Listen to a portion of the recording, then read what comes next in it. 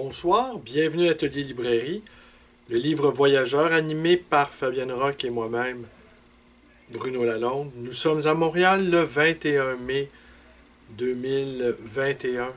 Alors, la vidéo de ce soir risque d'être courte, car une journée assez compliquée. L'état de santé de ma mère se détériore de telle sorte qu'elle a demandé l'aide médicale à mourir.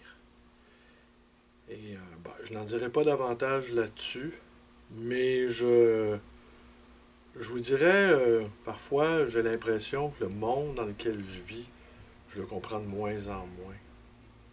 Et avec la pandémie qui, euh, qui commence, au fond, à livrer ses fruits vénéneux, j'entends beaucoup de choses. Je lis beaucoup de choses.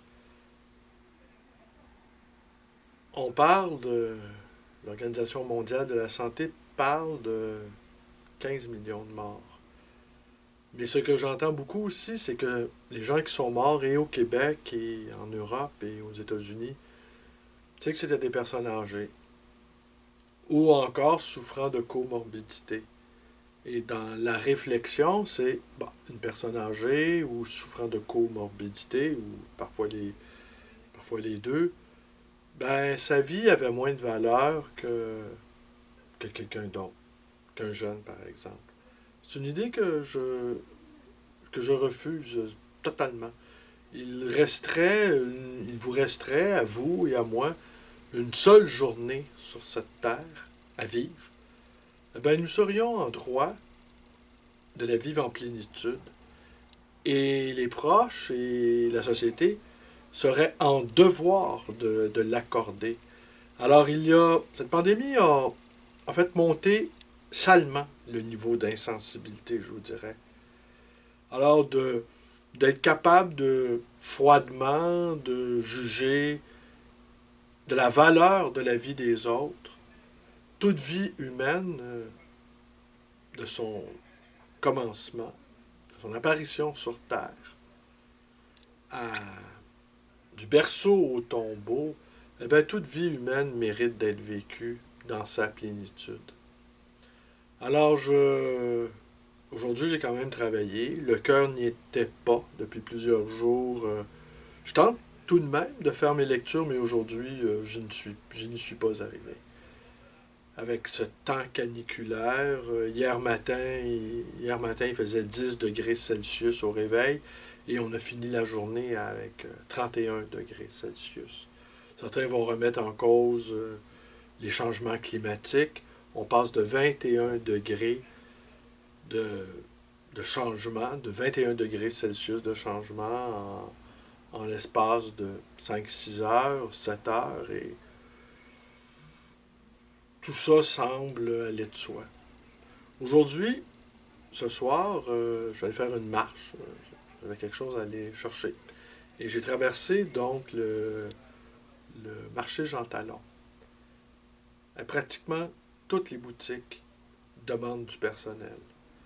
Et des restaurants ou d'autres types de boutiques que j'ai vus annonçaient des heures, des horaires réduits, faute de personnel. Et ça aussi, c'est complètement de l'inédit. On manque de personnel. Alors, et on manque de personnel de manière criante dans tous les domaines. C'est ajouter à cela le vieillissement de la population, ajouter à cela une sorte de, de désintérêt pour certaines tâches qui, sans être aliénantes, parfois ne permettent pas de joindre les deux bouts. Alors on peut entendre le conseil de patronat qui a toujours la solution magique, c'est-à-dire d'augmenter les immigrants, d'augmenter les niveaux d'immigration. Mais pour pratiquement tous les jobs qui demandent des employés, la ville de Montréal, par exemple, n'est plus en mesure, j'entends par là la ville de Montréal, la ville de Montréal, non pas au niveau structure de fonctionnaires, mais la ville en elle-même, vu le boom immobilier qui est une autre chose qui fait partie des graves problèmes que nous avons, eh bien, elle n'est plus en mesure ne serait plus en mesure de loger ces nouveaux immigrants. Ne serait plus non plus en mesure de les nourrir avec l'inflation qui explose. Alors, c'est de l'inédit, hein? C'est de l'inédit. En fait, je pense que les économistes n'ont jamais vu une pareille situation. Nous savons que nous manquons de tout. Nous manquons d'humanité, nous manquons de lumière, nous manquons de sérénité, nous manquons de poésie, nous manquons d'amour, nous sommes en état de manque avancé. Et là, eh bien, nous manquons de travailleurs de travailleurs mal payés, pour faire fonctionner un système qui est peut-être arrivé en bout de souffle. Mais lorsque des systèmes aussi complexes, aussi puissants, aussi structurés, eh bien, arrivent à bout de souffle, eh bien, peut-être que là surgissent de grandes catastrophes, de grands points de basculement. L'Ukraine en est un. Et la période pandémique que nous avons vécue a rendu beaucoup d'entre nous insensibles. Il y a une sorte d'insensibilisation qui s'est ajoutée à, à la période difficile dans laquelle nous sommes. Alors, l'insensibilisation croissante qu'on peut ressentir, eh bien, peut amener certaines situations assez catastrophiques. Je le vois avec la guerre en Ukraine. Les conservateurs ne disent rien parce que pour eux, le dictateur de Moscou, c'est un type qui lutte contre la décadence, qui lutte contre les mœurs woke, c'est l'homme fort, c'est le retour de l'homme fort, c'est le retour des valeurs. Hein? La gauche anti-américaine, la gauche qui a encore en mémoire les exactions américaines en Amérique latine ou plus proche de nous, la guerre en Irak. La gauche en veut beaucoup aux Américains et juge que les Américains se livrent par procuration à une guerre. Et là, encore là, il y a beaucoup de silence. Certaines féministes aussi jugent que c'est une guerre patriarcale menée dans une visée patriarcale et défendue également par des hommes, des soldats, se réclamant également de certaines valeurs patriarcales. Alors là aussi, il y a beaucoup de silence. Il y a beaucoup de silence. On peine à imaginer que des hommes, mais il y a des femmes en Ukraine qui sont dans la résistance ukrainienne. Et je suis certain que ce sont des guerrières tout à fait accomplies, comme leur vis-à-vis masculin. Mais de voir ressurgir soudainement la figure du héros, la figure du type qui est prêt, ou de la femme qui est prête à donner sa vie pour son pays et qui est prête à tuer également pour son pays. C'est des choses qu'on n'avait pas anticipées, qu'on n'avait pas vu venir. Alors, déambulant un peu tristement avec cet arrière-plan personnel, toutes ces boutiques cherchant, tous ces restaurants, tous ces commerces cherchant des employés, n'ouvrant plus, faute de personnel, l'inflation qui monte, les gens qui vivent, beaucoup de gens vivent de l'insécurité au niveau du logement, je l'entends. J'ai des clients qui sont locataires, qui se blâment de ne pas avoir acheté il y a 15 ans, il y a 20 ans, et le besoin d'être logé, le besoin d'avoir un toit, de ne pas mis au banc de la société, de ne pas être exclu du monde, eh bien, c'est un besoin extrêmement profond. Alors, on a cette impression que les besoins profonds de base de plus en plus de gens sont de plus en plus mises à mal, sont de plus en plus menacées. Et je crains fort que toute cette souffrance accumulée, d'un côté, doublée d'une carapace d'insensibilité de l'autre, parce qu'au fur et à mesure que le nombre de gens qui souffrent croît, eh bien, la souffrance ne donne pas nécessairement des lumières pour être plus compatissant. La souffrance peut rendre hargneux, la souffrance peut rendre agressif, la souffrance physique peut rendre fou, la souffrance morale peut engendrer des maux psychiques importants. Alors j'ai l'impression mon impression personnelle, que nous baignons dans une sorte de magma de peur, de souffrance, d'insatisfaction. Et de l'autre côté, des gens qui veulent absolument que les choses n'évoluent pas.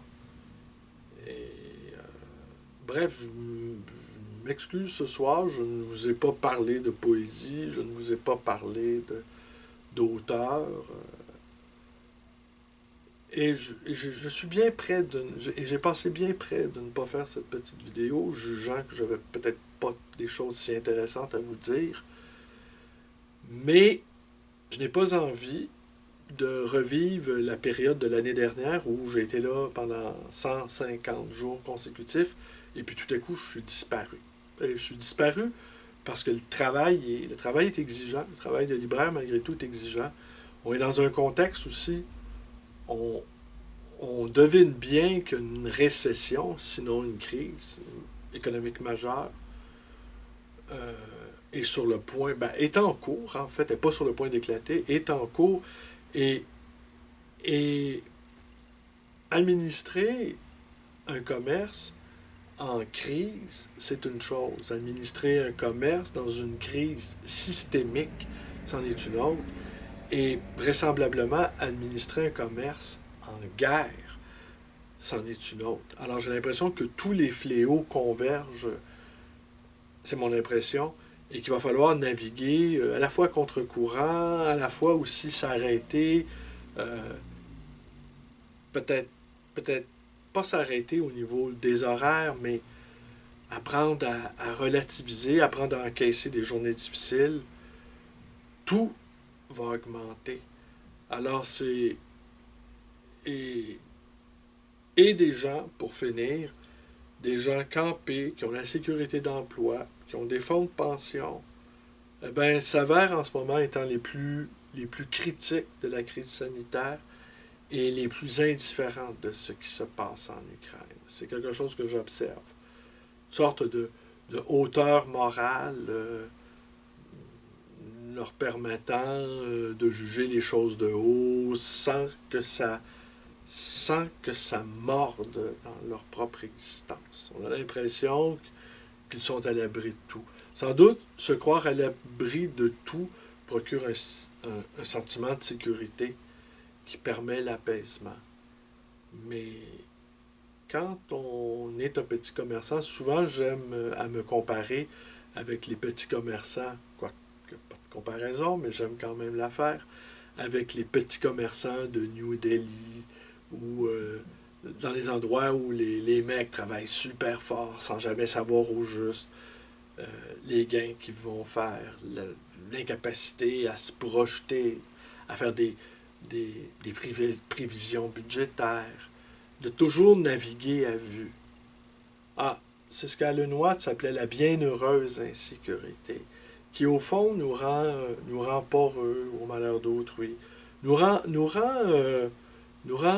poreux également à la lumière du jour, nous fait de telle sorte que les petites choses de la vie peuvent se révéler extrêmement importantes quand les repus, les satisfaits, les considérant pour acquises, ne les voient tout simplement plus. Alors je vous dirais, au fond, il faut vivre avec le maximum d'intensité en perdant pas de vue d'une certaine manière qu'on cherche quelque chose de plus grand, de plus vaste que nous, et qu'on s'échine, qu'on s'évertue à trouver ces choses-là. Je vous remercie d'être avec moi et pardonner le ton à la fois tristounet, mélancolique et pessimiste. Mais je traîne je traîne un lourd chagrin avec moi depuis quelque temps. Voilà. Mais, euh, mais tout va bien quand même. Malgré le fait que je sois déstabilisé, ben, je demeure tout de même heureux. Je vous remercie d'être avec moi. Portez-vous bien et à demain.